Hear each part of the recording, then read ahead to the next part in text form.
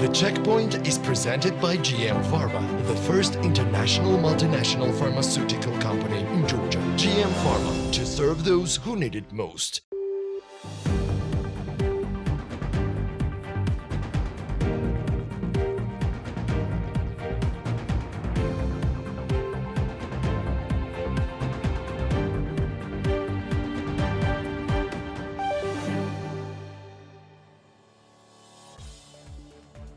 GDP growth rate in August 2022 reached 10.5% year-on-year and 10.3% in January-August of 2022 year-over-year, according to the National Statistics Office of Georgia, Geostat. In August 2022, the estimated real growth compared to the same period of the previous year was observed in the following activities: transportation and storage, construction, information and communication, hotels and restaurants, and trade.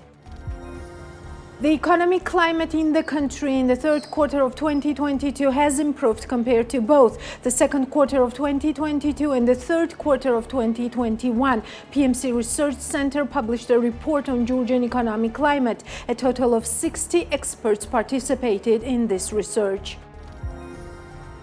Prime Minister of Georgia, Irakli Garibashvili, strongly condemns the visit of Belarusian President Alexander Lukashenko to occupied Abkhazia. I strongly condemn Alexander Lukashenko's visit to the Abkhazia region of Georgia occupied by Russia and meetings with the Russian occupation regime. This step violates Georgia's law on occupied territories and contradicts with international law as well as bilateral relations between our countries, PM tweeted. The fourth annual edition of the Digital Quality of Life Index (DQL) reports that Georgia ranks 67th in the world regarding digital well-being. That is, out of 117 countries, or 92% of the global population. Out of the 5 fundamental digital life pillars, Georgia's worst score is for internet quality, ranking 95th globally, and the best is for the e-security, 52nd. Georgia's e-infrastructure services come 58th, while internet affordability and e-government ranks 61 and 81 respectively. In the face of waging inflation, fixed broadband internet has become less affordable worldwide for the second year in a row, prying the global digital divide even further. This is The Checkpoints. I'm Elena Kvangelashvili, author and the host of the show, and the Checkpoints team is ready to brief you about business and economics. Today, the Checkpoints will give you the chance to peek into the newest 5-star hotel of Accor Group on the main Javjavadze Avenue in the heart of Tbilisi, Pullman Tbilisi Axis Towers. Axis Towers being the tallest building in the city. Pullman opened its doors just in June this year, this being the soft opening of the hotel. So what you will see in this video is really the first time the hotel opened its door to the media.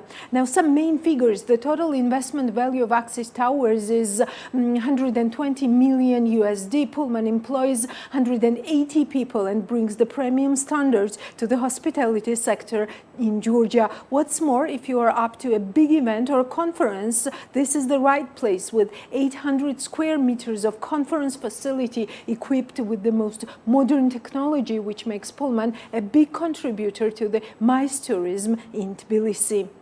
The rest is in our tour around Pullman Tbilisi Axis Towers with Tatia Chikvaidze, its marketing and communications manager, followed by a very interesting business talk with its general manager, Vincent Dujardin. Hello? Hello? Hi, Tatia. This Hi, is Elena. Yes. The Checkpoints is here. Will you come Perfect. out? I'll be right there. She's coming. Nice to meet you. Nice to meet you. Elena. How are you? Fine. Perfect. And ready to see. Welcome to Pullman. Pullman is international, multinational brand Accor's upscale hotel, premium brand hotel.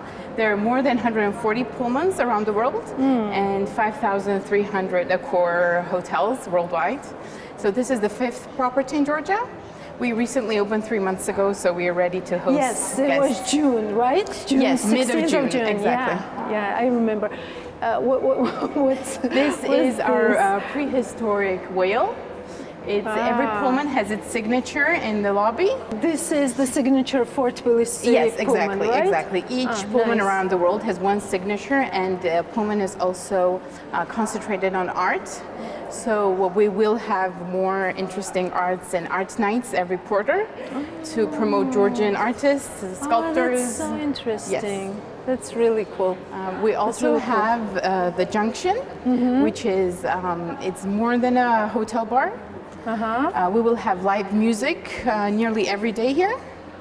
So this space is not just a lobby, but you can No. also listen. It'll be a very lively place. We have that's an nice. amazing French and Georgian wine, as we call it, the library.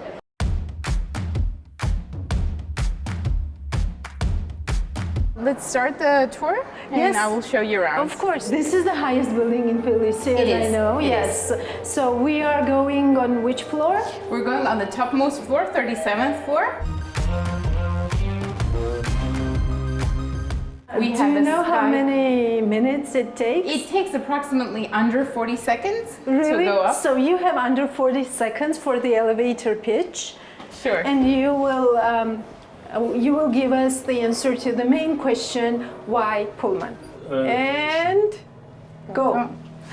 So Pullman Tbilisi Access Towers, it's an ideal hub for modern travelers. We try to assemble comfort and productivity in one building.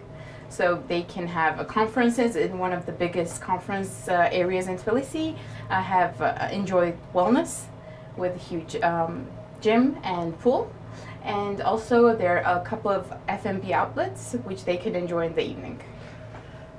So do you see our viewers and followers? She's really good at elevator pitch, and I hope the door opens. No, we still have some seconds. This is a sky bar which has panoramic views of Tbilisi.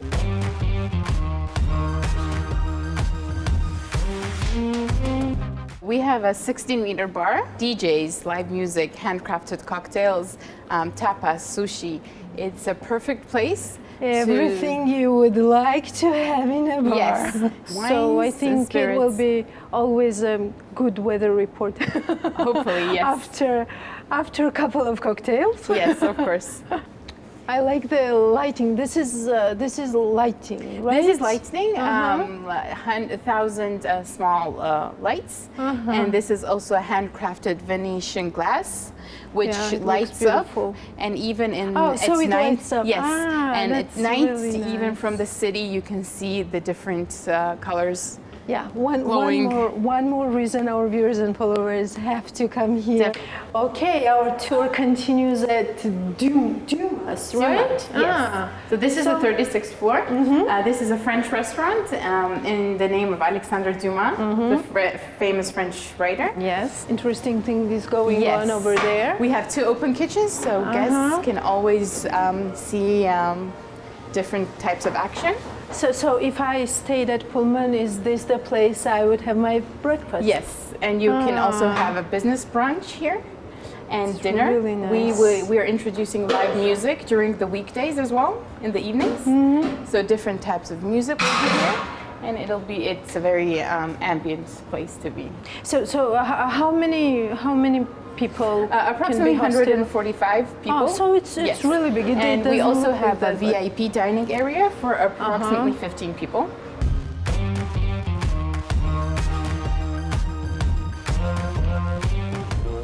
We are visiting the Axis Wellness Center. Our guests can enjoy all its offerings. Yes, I can read sauna, steam room, swimming pool, Yes. pool bar, and outside terrace. I would love Of to see course. that. So we have two types of saunas and a steam room.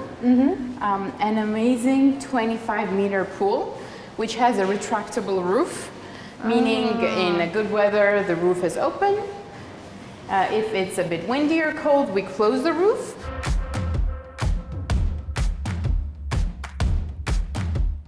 Tempting. Very tempting. Actually, I love this sound of water. It is soothing. Very calming. Yeah, these are jacuzzis, right? It's nice. Huh. We have a bar here as well, like an energy bar and like snacks and different kinds of smoothies and drinks. Yes. All you And the need, actually. sunbathing terrace.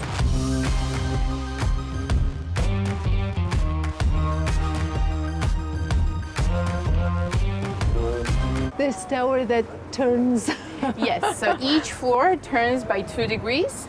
So each floor has a different layering of the rooms. Please. Oh, this already So this looks is our gym. interesting. We have the most modern equipment of Techno Gym, cardio machines, weights machines. We also have a boxing ring. And the yoga boxing room, which ring. I will show you right now. We have the yoga room. Let's just see if there's no classes inside right now. We have yoga classes and different types of classes. Is in it this room. busy? I mean, are people is very interested? busy, Yeah, actually. because it became kind of like a trend to do Yes, yoga exercise. yes. And Both in the gym Georgia. and the classes are mostly full in the evenings, especially after work. it's actually really nice because It is. this healthy It is. The healthy lifestyle is getting more and more popular and needed in Georgia. And for Pullman, a healthy lifestyle is extremely important. Here we have the weight machines, different types of equipment. And this is our boxing ring, which we recently added. Yeah, And boxing it's room. extremely I love popular. It. It is. It should We have be group popular. classes and individual classes as well. Huh. So, how do you do that? You do it this way, right? And I will also show you our cycling and rowing classes. Rowing, we have classes here as well, and nice. cycling classes.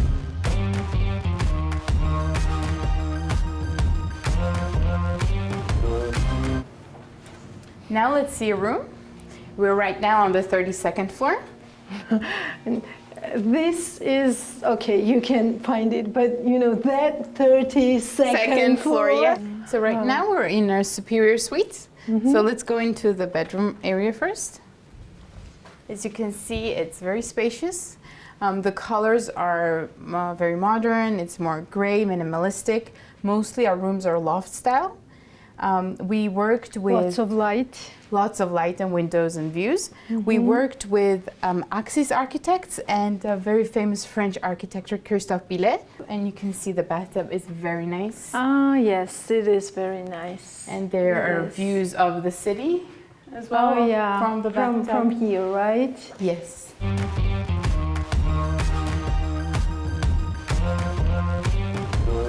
Fitness is very important for Pullman. So we also offer in-room fitness Oh kits. yes, I've read about it. I've read about it on your website. What Yes. does that mean? So because we, that's really interesting. upon request, we each guest receives a fitness kit with a yoga mat, rubber bands, different kind of equipment, and they can exercise in their room. We also have different exercise videos. Oh, so they can use Yes, those in their videos privacy, if they want, they can exercise during the day or in the evenings. I haven't heard of that service in Georgia. in I do not Tbilisi, think I anyone yeah. offers it yet. It is nice know-how.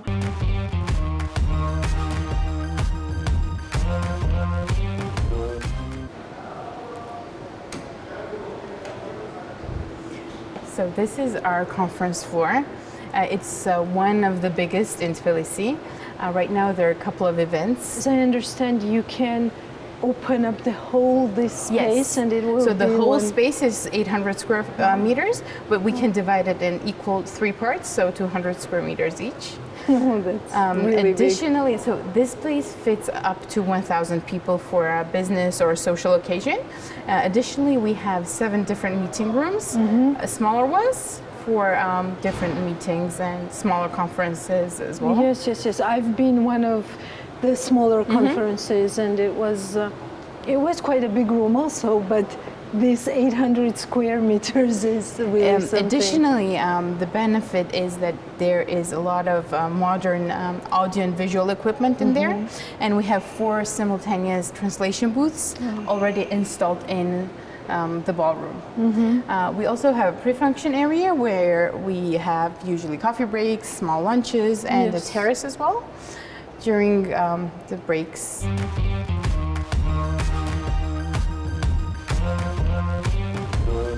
So our tour is getting closer to an end, but I know that we have a very important interview also scheduled with the GM of Pullman Tbilisi Access Towers, right? Yes. So Vincent Dujardin, he is our French general manager of the hotel. He's waiting in the lobby, so we can go ahead and meet him right now. Wonderful, wonderful. Perfect. Let's go. Let's go.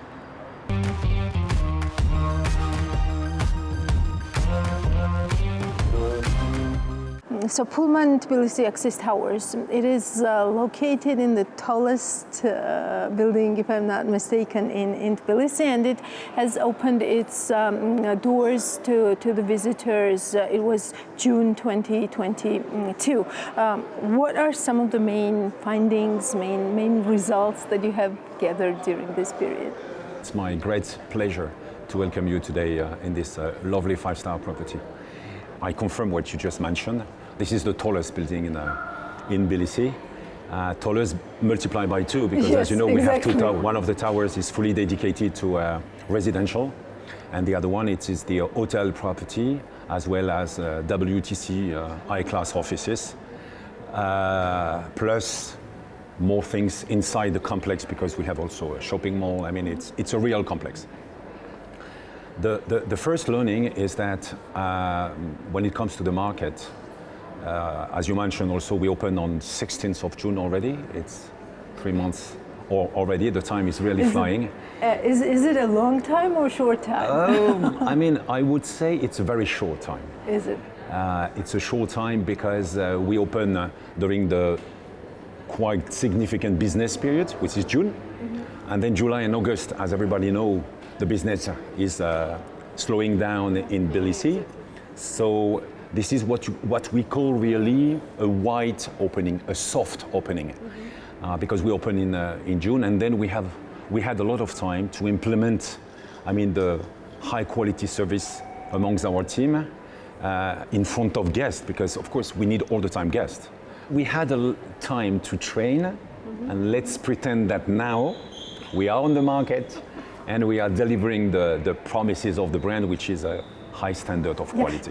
Does it help that this is part of a brand, part of a chain, part of the Accor group, and you have the experience of working in the same type of environment in different countries? Does that help locally, or?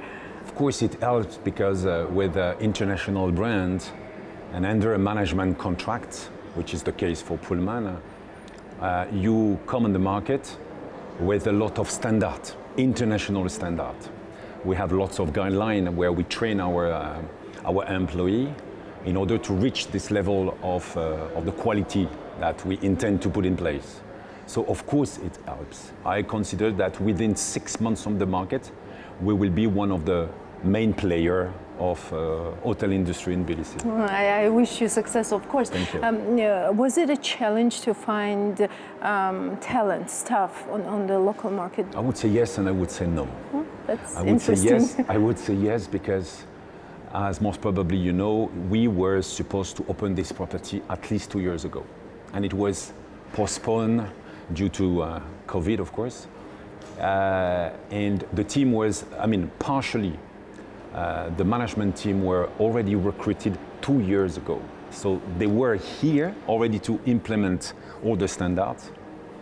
But it was a really very long process and very long period of time where finally you never know when you will open. That's tough. That's really tough. And it came to the point in 2022 that after post-COVID, but finally 24th of February, something else happened in the world with, of course, the invasion of Russia in Ukraine.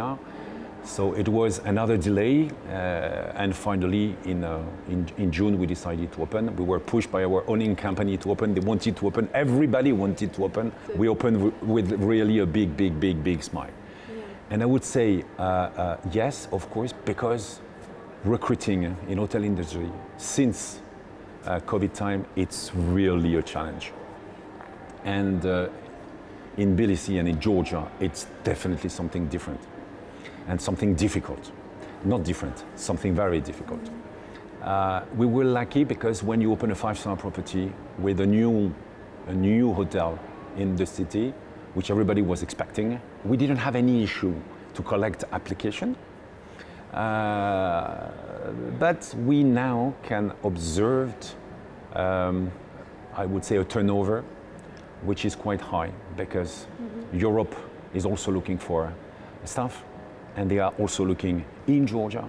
Some of our employees quit after 1 or 2 months because they were attracted by other destinations. So it's super challenging. And to put it less challenging, we have decided that, of course, the application and what we have to offer to our employee has to be also on a high standard level, meaning that mainly we have to increase the salary package to our employee. But salary is also salary important, is super right? important. Super important, and you acknowledge that, and that is so great to hear, because sometimes we hear from the businesses that salary is not that important. I mean, other things are important, but it's important for you, it's important for me, it's important for the employee. Exactly. Yes, of course. So if we look at this quite challenging period that you had to establish Pullman in Tbilisi, first pandemic, then the war, which one seemed to be a bigger challenge? Without any hesitation, I would say the post-pandemic, the COVID pandemic, because this COVID pandemic has changed the world, and particularly in hotel industry. Let me explain. Since 2 years, we are considering on Accor level. Accor is the group, okay, that we are belonging, and Accor group has lost around 30,000 employees in 2 years, which have decided, unfortunately, not to come back. And now we are struggling because business is back in many countries.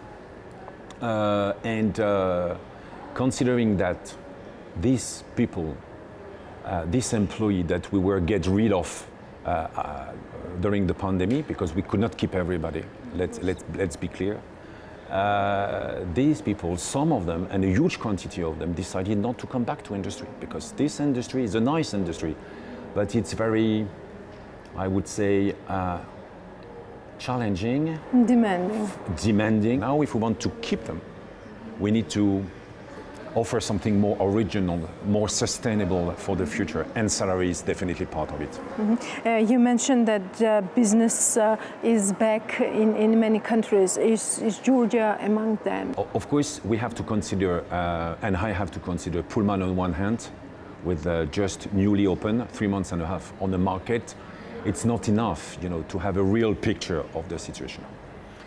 But for competitors, for other hotels of Accor, because as you know, Pullman is only the 5th property of Accor open in Tbilisi. Yes, in Tbilisi. It means that for those who are already on the market since years and years, let's be clear, they were benefiting from these additional people coming from summertime. Lots of Arabic people, because there is now a direct flight from Arabic country. People from Russia, people from Ukraine, and of course a business which was booked, during the period of time April to June, which was already significant. This is this kind of business that we are, we are getting slowly, and every month since the opening now, it's of course much better in terms of business, and it will be like this for the next, I hope, 2 to 3 years. Yes, let's be clear that we have the feeling that the business is back, but back from what? Back from 2 years ago, definitely yes. But unfortunately, the war is also having on the sub-region an impact because we have less people from international event traveling from Europe, for instance, to Georgia. So we are lacking some guests from international country, foreigner. Exactly, that's what the recent assessment of the sector coming from Galton Taggart actually said, that tourism recovered quickly in 2022, almost identically everywhere.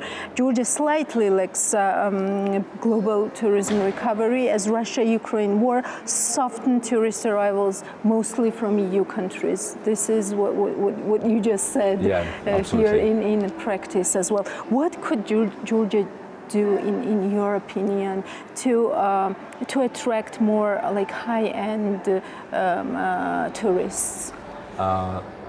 Since we open, we already have, of course, very good relationship with your business organization, local one. And recently I was meeting, for instance, a convention bureau of Tbilisi, and definitely they are doing a lot because they are really promoting the country and Tbilisi in this neighborhood country. And I know that recently they were going to Europe to try to catch some business, to convince European company to come to Georgia, to explain that even if we are close from Russia, the country is safe. So promotion definitely, because the infrastructure, like hotels, when I see the number of hotels that we have in Tbilisi, honestly, we can host big international conference, We have the capacity for that. So only promotion to attract from outside will lead companies to say, okay, let's make my next conference in Tbilisi rather than in Yerevan or whatever. So you also see that MICE tourism could be a driver in that direction, it is definitely a driver, because what I want to mention also is that for Pullman, since we open, we are definitely very satisfied from the local MICE. I mean, all these companies who are living in Tbilisi, they are using all the hotel facilities every day. And this segment of business, of market, is definitely growing very fast since we open.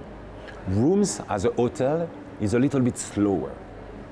So it proves that if we want to be beneficial and to grow our business from MICE point of view, and also from room point of view, we need this international business. I mean, you come here for a big event, you use the flight, you stay here, you go to the meeting, and then it is beneficial for our business. Yeah, so it's a whole ecosystem that you create here locally. Also, one of the things that was also interested in this Galton Taggart's recent review was that they say that in previous years, they saw the oversupply risk in branded hotel segment, and mostly in Tbilisi, due to the extensive pipeline. And they say that one of the impacts of the pandemic in this regard was reduced interest toward the sector after years of investment boom. Would you? What does that mean for the competition on the market? And do you agree with this kind of attitude? I don't think so that actually Tbilisi is oversupplied by too many hotel properties. I don't think so, because this is, on the other way around, I would say that it is very beneficial, and it is something which is a strength and not a weakness, because when you have, like Tbilisi, so many international brands, we have all of them. I will not mention them, but you know better than me. They are all on the bucket, which is a very strong opportunity when a company from outside wants to choose a destination. Because of the standard. When you are a company located outside of Georgia, you want to come to Georgia. You want the standard to be as the base, as the services that you want to receive. Otherwise, you will choose another destination. So for me, it is not oversupply. And what I know from some marketing research is that the capacity of Tbilisi to grow the market with additional foreigner is not yet on the top. There is still lots of opportunity. Captain Tagar says that this process is slowing down, and they are saying that reduction in hotel construction permits also hint on this weaker investor interest. Maybe, but you know, recently on the market, a new property opened. I will mention one like a Golden Tulip, for instance, which just opened. And when it comes to Accor, in few months, really close, we will open the Novotel, which is part of our group, Novotel Tbilisi. And more recently, we will open a wonderful five-star Swiss hotel. Oh, Swiss So hotel is also coming for next year, quickly. I think it's March or May next year. So, what I know about it, the process was going smoothly.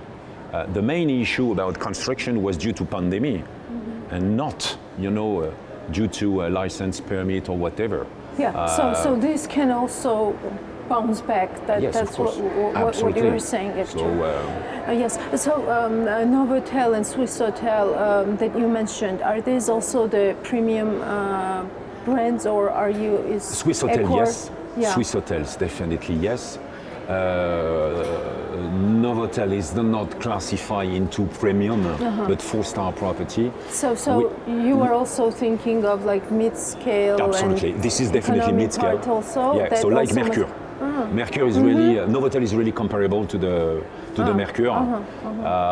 So in terms of market positioning, price positioning, it's the same.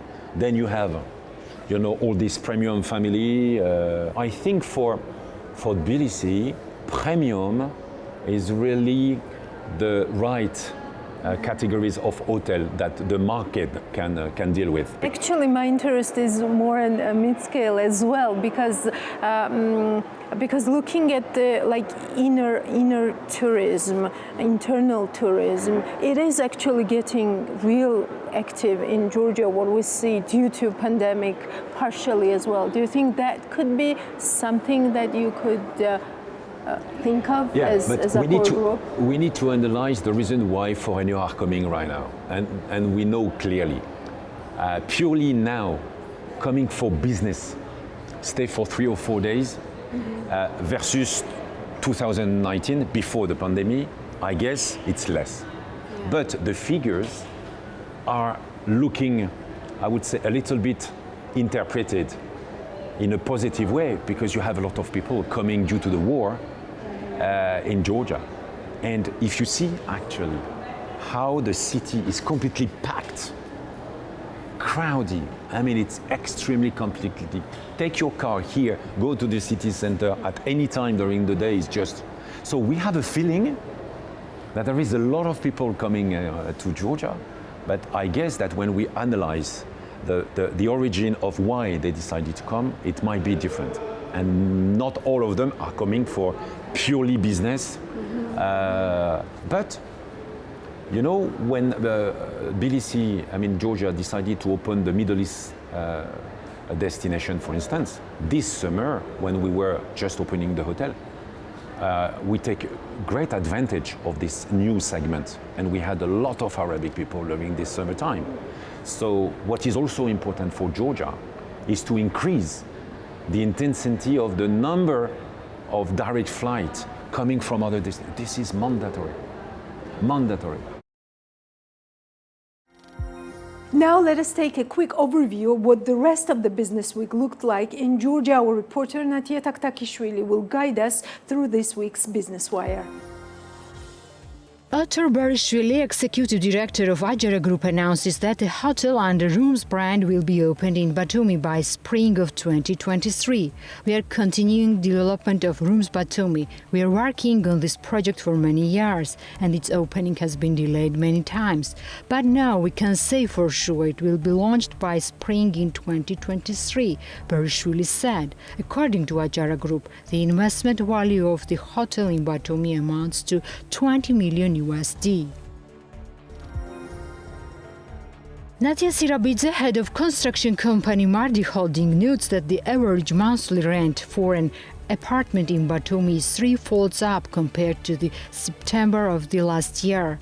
Sirabidze told TV program Business Morning that the price for 1 or 2 bedroom apartments in the city center of Batumi reached $600 this September, up from $200 a year before. According to her, the price of an apartment for sale per square meter also has increased from $600 to $900. Mardi Holding has a Mardi Hospitality, which manages the rental of apartments built in our complexes. Based on these data, I can say that if last fall the average monthly rent for an apartment stood at $200 in the second lane, this year it costs $600. In addition to Russian citizens, students from India are returning to the universities in the fall, and their number is quite high. The selling price also shows a significant increase. If the price per square meter in the second lane last year amounted to $600, this year it has grown to $900, said Sirabidze. Wine Library will open a branch in Germany, namely in Düsseldorf, in October of this year. As Nazir Tisiashvili, the founder of Wine Library, told BMG, initially the company had negotiations on exports with German partners. However, the decision was made to open the facility of Wine Library due to its new concept. According to her, the investment will be made by a German partner and 10 people will be employed on the site. We make exports to 20 European countries. We cooperate with restaurants of different classes. Our main direction is a rare variety of quarry wine. There was a great interest from Germany. We were conducting negotiations in terms of exports. However, finally they came to the decision to open a wine library in Germany. The facility will be opened in October and 10 Georgians will be employed there. We are actively involved in the process of retraining the staff, says the founder of Wine Library. Wine Library is represented by 3 facilities in Tbilisi. The company has been operating on the market for 4 years. The market value for per kilogram of Georgian asparagus stood at 30 GLR this year. As Tina Tsamalaidze, co-founder of Georgian Asparagus, notes, she is satisfied with the product sales this year, although many problems remain in this sector, including the issue of exports. Georgian asparagus is one of high-quality and competitive product both on the local and export markets. Years ago, there was no competition in the Georgian market, but now several companies are gaining ground. We cannot export because increasing the quantity of asparagus requires certain expenditures, including maintaining refrigeration systems, because asparagus is a perishable product. All this is difficult for a small business, Tina Tsamalaidze explained. According to Geostat, Georgia has increased the export of asparagus by 32%. As of statistical data from January-July, Georgia exported 70 tons of fresh or chilled asparagus worth $107,000. Baku-Supsa pipeline, one of the strategic objects in Georgia, does not operate from May. As BP, the operator company of Baku-Supsa pipeline, declares, the company does not know yet when the shipments will recover on this route. Azerbaijan International Operating Company AIOC decided to temporarily terminate Baku-Supsa pipeline. This is a preventive measure to avoid the potential threat during the operating of Baku-Supsa pipeline. This is related to the unavailability of the potential tankers which the shipping companies face. Press service of BP declares Baku-Supsa pipeline transported 500,000 tons of oil before the Russia-Ukraine war. While this volume gradually decreased to zero by May this year, Georgian Oil and Gas Corporation received revenues of 27.5 million GLR from Baku-Supsa pipeline in 2021. Georgian Oil and Gas Corporation received revenue of 27.5 million GLR from Baku-Supsa pipeline in 2021. Baku-Supsa pipeline operates from 1999. It transported 4.2 million tons of crude oil in 2021. In Group plans to launch another hotel, Akhaltsikhe, by May 2023 within the framework of hotel business development. The head of the company, Erekle Kokaya, says that In Group will invest over 50 million GLR in the project and create 100 jobs in total. The 150-room hotel project includes conference spaces, a restaurant, a spa center, and children's entertainment rooms. Akhaltsikhe region is characterized by seasonal tourists. We will try to operate Akhaltsikhe in all seasons and attract guests with conference offers. The hotel will be mainly aimed at foreign tourists. Families will also be able to spend time with us. We have a very good experience in terms of family vacations with the example of Bakuriani, so we want to create a relatively low-budget hotel for the same segment. Kokaya says, adding that the part of the building purchased by the company is currently being dismantled and the walls are being reinforced. Heidelberg Cement Georgia will start recycling used tires from March, according to Silvio Tide, General Director of Heidelberg Cement. The company has invested 2.4 million euros for the purchase of relevant equipment, and the processing equipment is already placed in Caspi. According to him, the use of recycled solid waste can provide additional advantages for business. In particular, it provides an opportunity to save costs. We have invested around 2.4 million euros in special equipment to make these waste tires possible to recycle. The process of tire recycling and production of new products will start from the end of March next year, says Silvio Tide, General Director of Heidelberg Cement Georgia. On the occasion of the Asian Development Bank's ADB's 55th annual meeting, both BMG and Forbes Georgia were invited to a virtual media briefing on ADB's work in Central and West Asia, which included Georgia as well. Mariam Baradashvili represented BMG and I represented Forbes Georgia. Here's a brief recap of the main aspects emphasized by our platforms. According to your update outlook, high growth of Georgian economy is mainly driven by migrants and money transfers from Russia. What's your opinion on how long this positive effect may continue on the Georgian economy if we take into account the fact that there are clear signs that the Russian economy will head for recession? And also, what's your advice to Georgian government? What will do in order to keep high economic growth after when this positive effect ends? Thank you. Thank you, Mariam. I think this is also building up on the previous question. Indeed, I was just talking about the impact of Russian migrants, the first wave, the second wave, and so on. I also wanted to say that, and you did mention the increased number of money transfers from Russian and those money which are brought by the Russian citizens. So I think in Georgia, in the first 7 months, actually the amount of, we call it personal money transfers, increased by 70%, which is a very large number. And specifically from Russia, just from a few months between April and July, these personal money transfers increased by 6 times. So, you know, it's a big impact on the economy of Georgia, obviously. How long will this process will continue? Is it a one-time effect on the economy, or is it something that we are going to see?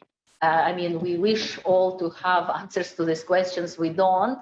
But as I said, as economists, we look at data, we look at number. We also, you know, watch things which are not tangible, like business confidence in the economy, uncertainty, because of course, these factors, they affect decision-making of businesses and so on. So, you know, we already upgraded in our outlook inflationary pressures, because I said this is one factor, which of course affects real incomes of households, of Georgians, first of all, in the country. So you also asked about, before that, I also wanted to say, the effect of migrants' remittances, even though Georgia is not as dependent on remittances as, say, other countries in our region like Tajikistan or Kyrgyz Republic, but still, if Georgian citizens who work in Russia, if they are also coming back, returning, we expect remittances also to decline. And also these effects have on exchange rate, on the currency strength, and so on. But I think you ask in the second part of your question a very good point of what the government should be doing. What is the policy really? And as always, we economists, we try to focus and to advise governments to focus on fundamental things, on systemic things.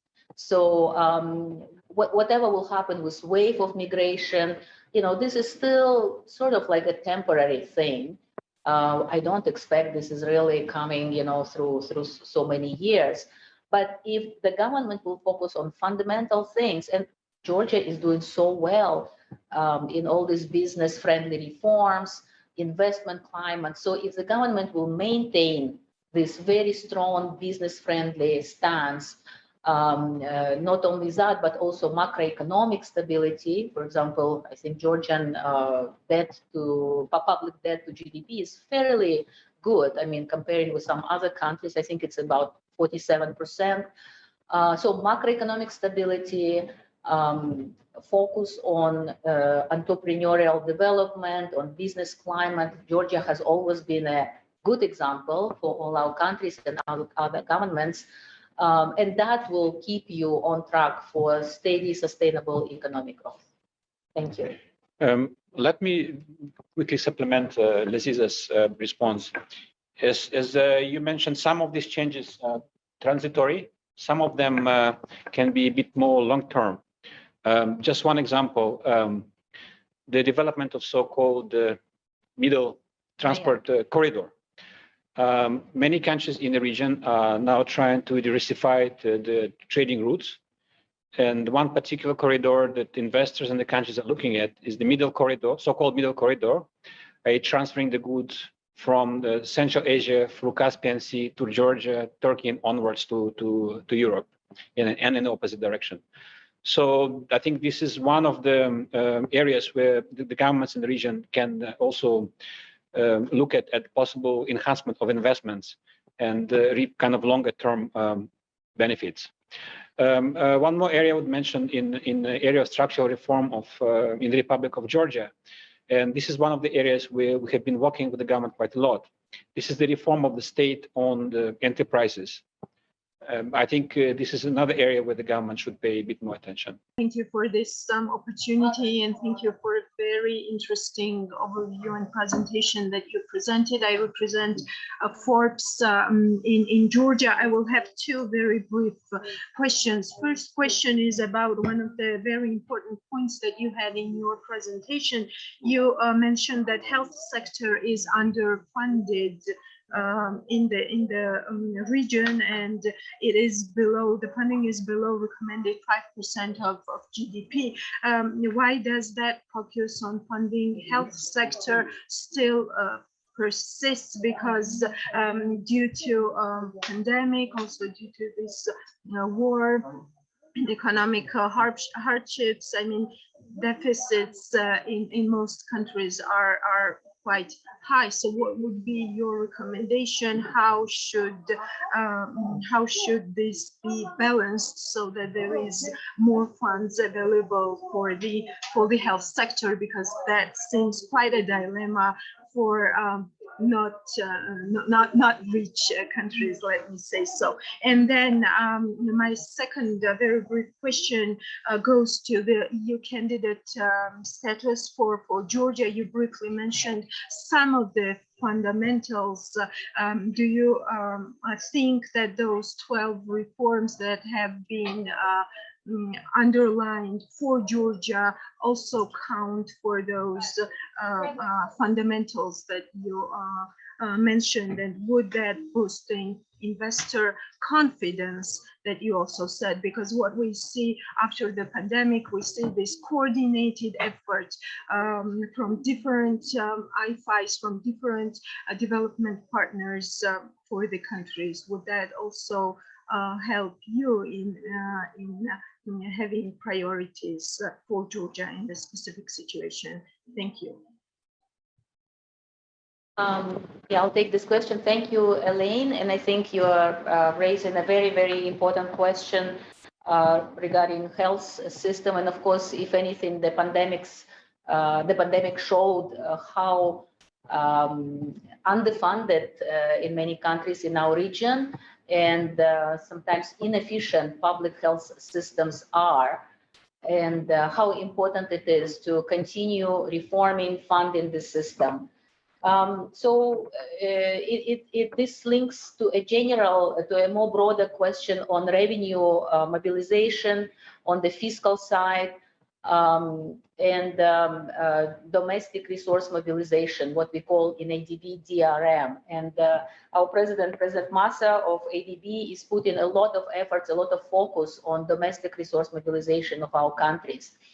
When it comes to public health systems and its funding, it's not only an issue of revenues, I would say, it's also an issue of efficiency of existing expenditures that we spend on hospitals, on funding of clinics, on also education of doctors and so on. ADB is working very closely with all our development member countries, including in our region, in CWRD, on improving efficiency of public health systems, but also working on the fiscal side, really trying to boost domestic resource mobilization. And I know in Georgia, it's a little bit unique country because in your country, you cannot just, governments cannot, or cabinet of ministers cannot just raise taxes. You have a special legal process to go through that. In this situation, focusing on efficiency of public health spending and efficiency of fiscal expenditures on health in the first place, but also on education and our social spending is very, very important. For your second question on 12 reforms and the importance of investor confidence, building up good atmosphere, good environment for businesses. Of course, I mentioned earlier, it's extremely important. And in this case, I think, again, Georgia is a little bit different because you have a deep and comprehensive trade agreement with European Union. And under that platform, under that framework, the country is, and the government is also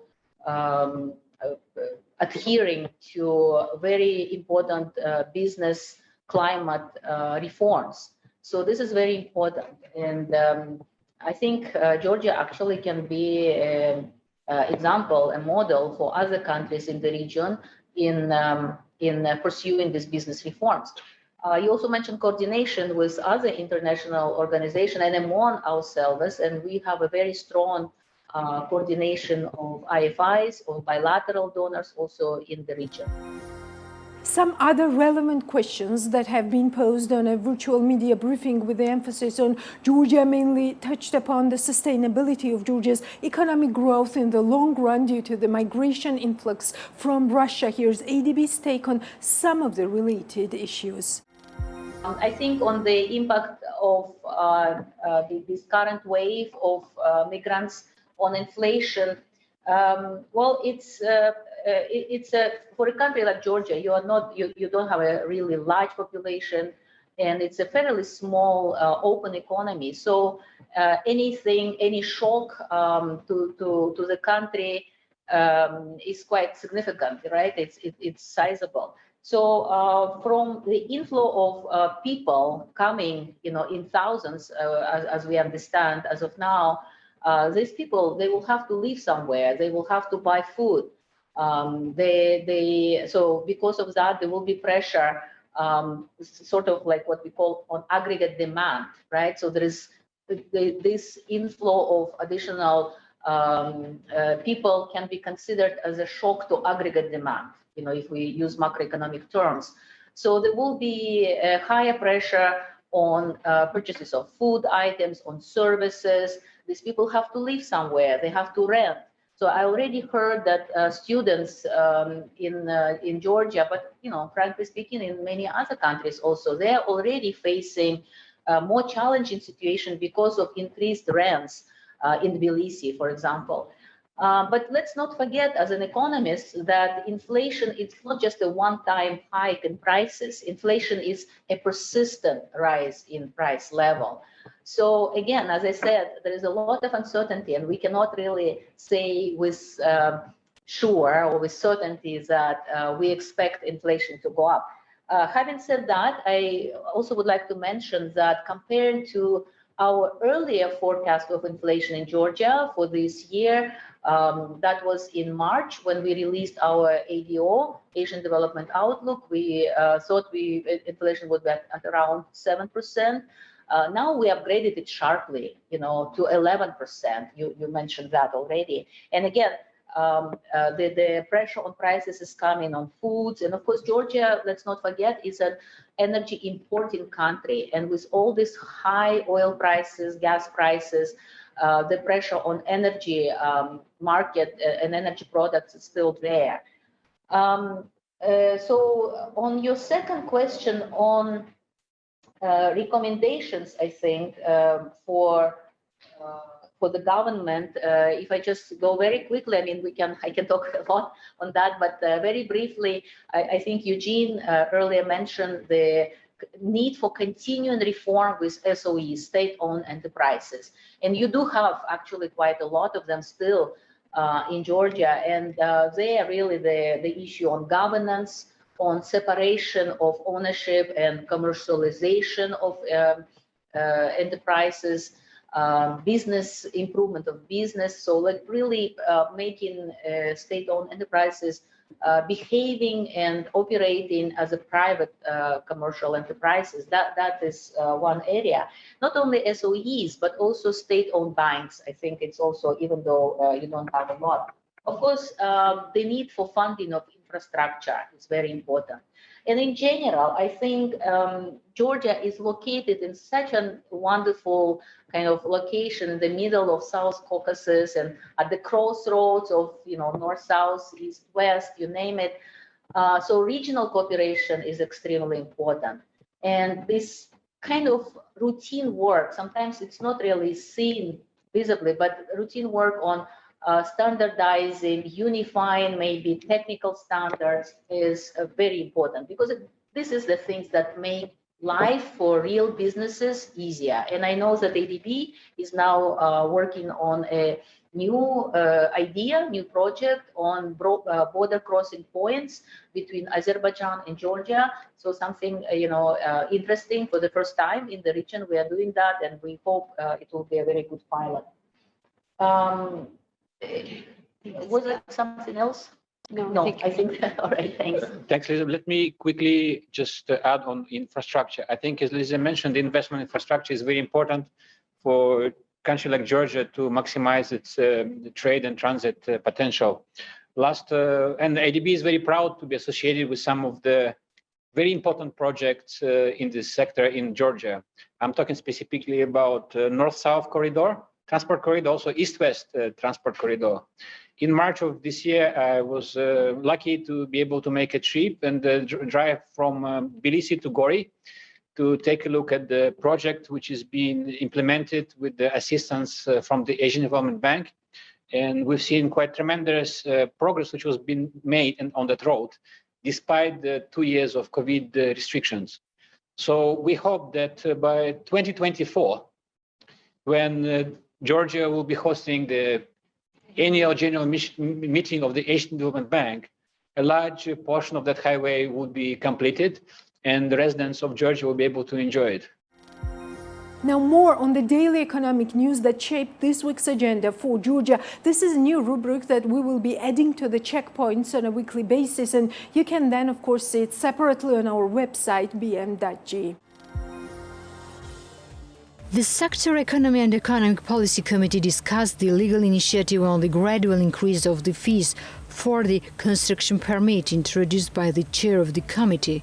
According to the member of the parliament, David Sangulashvili, the fees shall increase from 4 GLR to 10 GLR, and for construction of the industrial facility in the resort zone from 5 to 11 GLR. The increase shall not apply to the constructions of individual houses.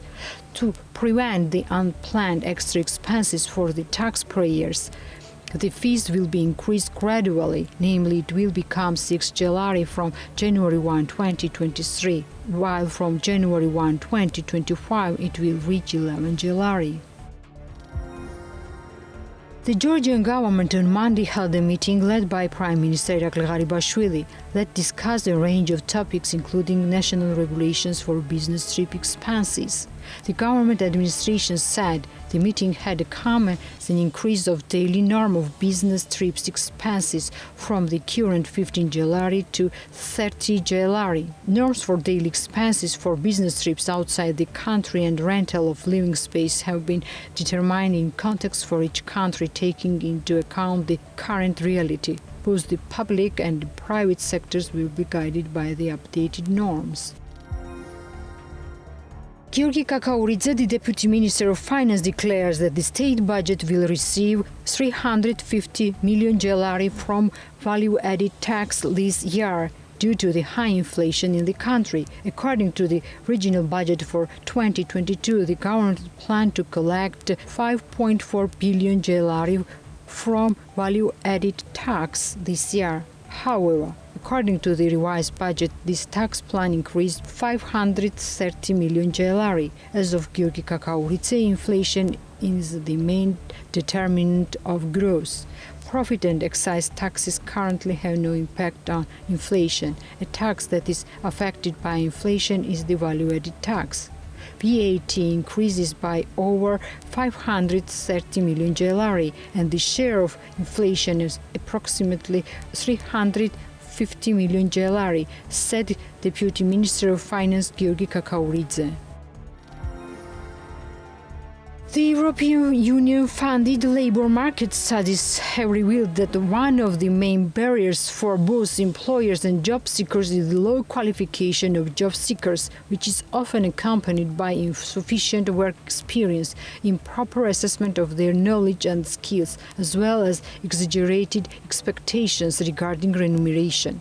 According to the studies, one of the challenges of the labour market is the migration of labour resources from the regions. The research revealed sectors with growth potential and demanded professions. Studies have shown a shortage of technical and sectoral qualifications in the local labour market, and particularly trendy aspects of short-term programs promoting self-employment. The European Bank for Reconstruction and Development has revised its economic growth forecast for Georgia, announcing expecting the Georgian economy to grow 8% this year, significantly higher than the previously predicted 3% growth. For next year, the bank's report regional economic prospect expects this trend to moderate further to 5% in line with the previous forecast. In Georgia, growth of 10.3% is expected by a pickup in tourism, which has almost reached pre-pandemic levels, and by an increase in money transfers, boosted by the temporary inflow of Russian businesses and technology sector professionals. These trends have helped to cover Georgia's trade deficit and supported the appreciation of GLR, leading to an increase in foreign reserves, the report notes. Larization ratio for total loans exceeded 53% by September 1, 2022, and decreased by 0.43 percentage point compared to August 1, 2022, the National Bank of Georgia reports. The volume of loans issued by commercial banks in August 2022 increased by 1.1 billion GLR compared to the previous month and constituted 43.21 billion by September 1, 2022. Babun Alejava, Vice Governor of the National Bank of Georgia, expects that remittances from Russia will decrease and return to historical level. We predict this volume of remittances should decrease over time and return to the historical rate, although it's difficult to determine how much time it will take, supposedly more than a year. As for the immigrants who enter Georgia now, their entry is also recorded in tourist statistics. As of the studies, a large part of migrants say that they see the possibility of staying in Georgia for half a year or a year. It all depends on the geopolitical situation. We can't say for sure that a major part of this flow is temporarily, although a small part may stay in the country for a longer time, Lejava said. Sunflower oil imports in the country were almost halved in January-August of this year. If Georgia bought 23 tons of oil and paid 34.1 million USD in 8 months of last year, this year the volume of sunflower oil imports was over 30 tons and the value amounted to 24.4 million USD. Official statistics show that traditionally Russia remains the main import market of sunflower oil for Georgia. During this period, the oil imports from Russia were halved. Despite the war, Ukraine was also included in the top 3 importing countries in January-August. Top 5 oil importing countries are as follows: Russia, Azerbaijan, Ukraine, Turkey, Kazakhstan. In this period, small amount of sunflower oil were imported from Armenia, Italy, Germany, Belarus and France. Now a narrower focus on the sector which has gained even bigger importance, especially after the pandemic and the raging Putin's war in Ukraine. Yes, ever since the war in Ukraine began affecting the circulation of goods between countries, Georgia became an important player on the international logistics map. Yet, Georgian logistics infrastructure is incapable of adequately responding to the demand, claim international experts to whom our reporter, Georgia Aronia, had the pleasure of talking. They together will try to answer a question: what can Georgia do to become a logistics hub?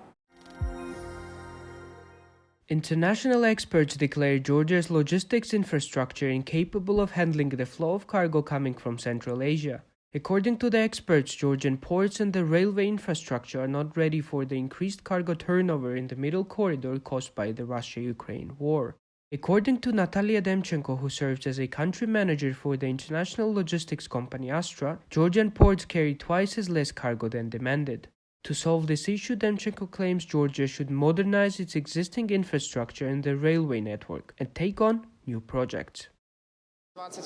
In 2022, we faced a difficult problem. Georgian infrastructure cannot cope with the flow of goods flowing from Central Asian countries. Georgian ports can't handle twice less cargo than our clients want. So, Georgia must open new ports and modernize the railway. In terms of the transport corridor, Georgia is closely linked to Azerbaijan, so the states should cooperate closely to ensure that the Trans-Caspian corridor functions properly. For large volumes of cargo to be transported effectively, both ports and railways shall be developed adequately and in sync with each other, said Igor Bratsev, the growth manager at Quest Group, in conversation with BMG. Many things are implemented to turn Georgia into a logistics hub, but it is necessary to continue developing in the same direction. As you know, it is important for transport not to have bottlenecks. In other words, when there are many large ports in the country, the railway infrastructure should also be in order. The opposite is true too. If the railway infrastructure allows the transportation of 2 million tons of cargo, the ports must be ready for such a load. Eliminating those obstacles is not only related to technology, but also bureaucracy too. The cooperation between Georgia and Azerbaijan is crucial, as the stability of the trade corridor largely depends on the harmonious collaboration between the two states, thinks Mamuk Amburjikneli, the executive director of Wondernet Express Investment Group. To receive larger volumes of cargo, larger investment must be made in infrastructure. Yes, it is not only about ports. We need a deep sea port and new terminals. The railway must be able to carry larger loads. However, this should not happen only in Georgia. We should work with our colleagues from Azerbaijan, as all this must happen there too. I think that in the next 5 years we will be able to receive more cargo and regain the status of the Silk Road countries that Georgia had historically.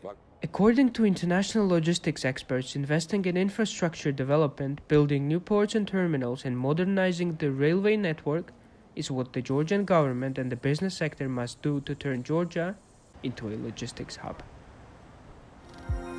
Well, this is all for today. Till next Sunday. And before that, do not forget to follow us on bm.g and forbes.g. Take care and see you soon.